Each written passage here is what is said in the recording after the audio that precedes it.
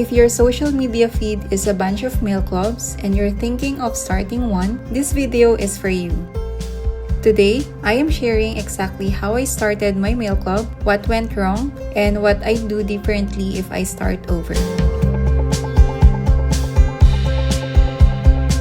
My name is Wenzel and I am a traditional artist. I've always loved physical media and I got interested into creating a mail club when I discovered you can receive and send art through the mail. In this era where everything feels digital and temporary, there's something special about holding a piece of art in your hands. This is consistent with how I love sketchbooks.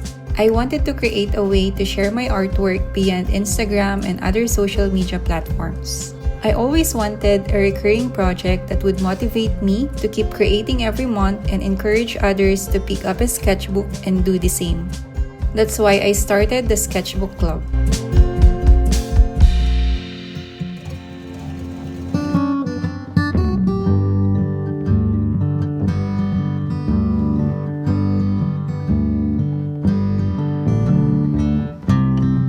Before I officially launched my mail club, I spent a lot of time asking myself, what would I personally be excited to receive every single month?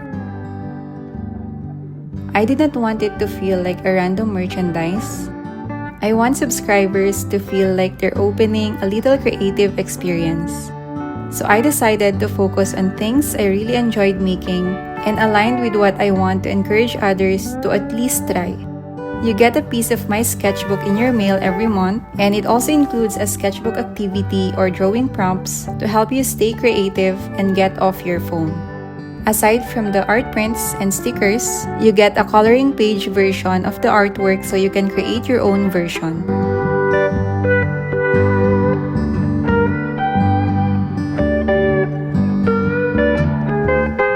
The theme for June is Japanese food. As I was flipping through my sketchbooks, I noticed there were lots of Japanese food from different restaurants I've been to, plus Japanese cuisine is one of my favorites as well, so I compiled every page and created a whole month theme out of it. For this edition, for the sketch version, you will be receiving a 5x7 art print which doubles as a postcard from Kenshin, a collectible dog sticker featuring Tony, a sketch menu of different Japanese food. For the studio version, it includes an additional 5x7 art print from Mendokoro, 2 coloring pages of the 2 prints, and a Japanese picnic cutout activity. The first 10 monthly subscribers receive an additional 4x6 art print from Kisaki, and 1 subscriber will get a chance to have an original pet portrait. Everything includes a letter wrapped in a custom wrapping, so if you want inspiration to create and document life in your sketchbooks, sign through the link in the description below so you can receive all these goodies in your mail.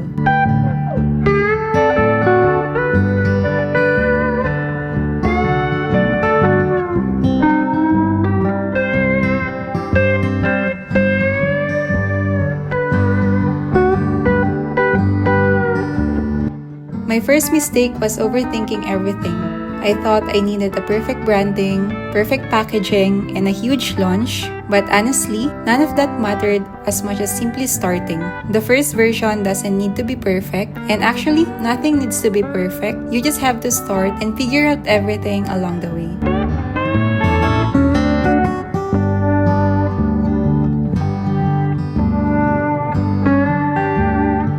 One thing I underestimated was the actual cost of running a mail club.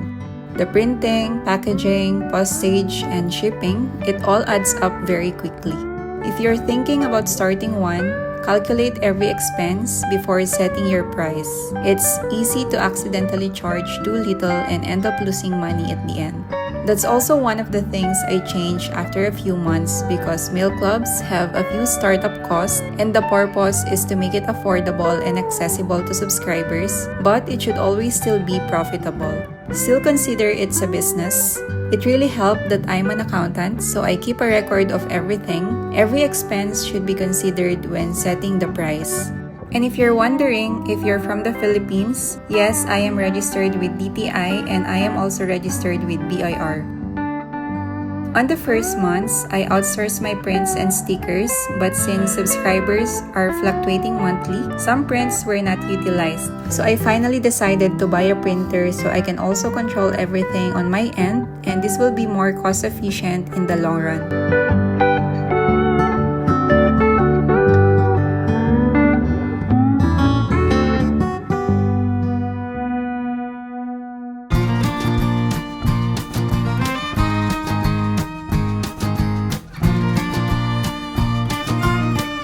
One of my biggest fears was that what if nobody would sign up? Growth was much slower than I expected, but I learned that people don't subscribe after seeing something once. They subscribe after seeing your work consistently. Every vlog, every video, sketchbook page, and post became part of sharing the story behind the Mail Club. I consistently post on all my social media accounts.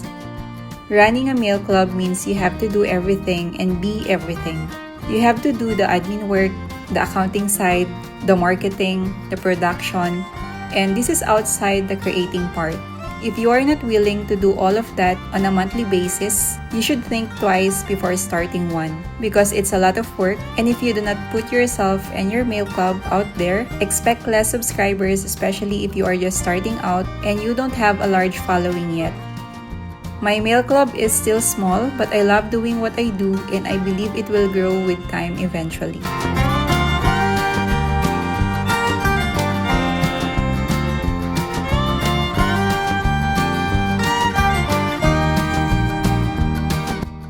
The most surprising part was not the work or the revenue, it was the connections. Seeing others display my artwork, share photos of their packages, and look forward to each month's meal made the entire project feel more meaningful. It became more than a subscription. It became a small creative community. I love reading the notes they include when they sign up, and one of the things I love painting are dogs. So I love reading about their notes about their pets. And by the way, once we reach 50 subscribers this month, we will be sharing a donation to a local dog shelter in my province. I hope that you will help me in this project so we can help more dogs. And if you're a subscriber, you will also have the chance to get an original portrait of your pet, which can also be featured in the next month's meal as the collectible sticker.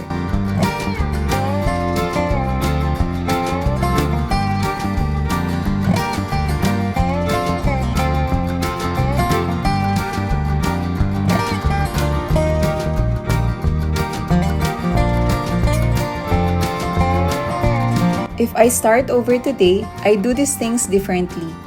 First is to simplify the contents. More items doesn't always mean more value. Second, I talk about the Mail Club more often. People cannot support something they don't know that exists. Third is to believe in my art and in myself more.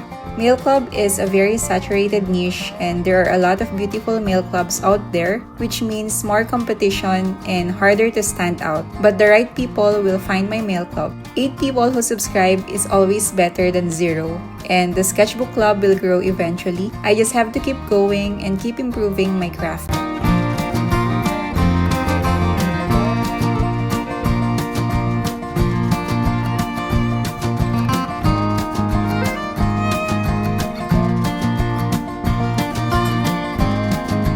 So if you would ask me, is starting a Mail Club worth it? For me, yes. It's not an overnight success.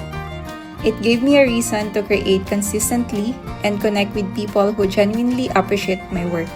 If you're an artist and thinking about starting one, you don't need a huge audience. You just need a clear idea, willingness to learn and improve, and the courage to start, which is the most important thing. That is why I started Sketchbook Club, a monthly creative mail where you can receive a piece of my sketchbook and inspire you to document your life through your sketchbook as well. If you're thinking about creating your own mail club, I'd love to hear your ideas in the comments, and if you're curious about my own mail club, I'll leave the link below. Thanks so much for watching and for supporting this channel. I'll see you on the next artsy adventures.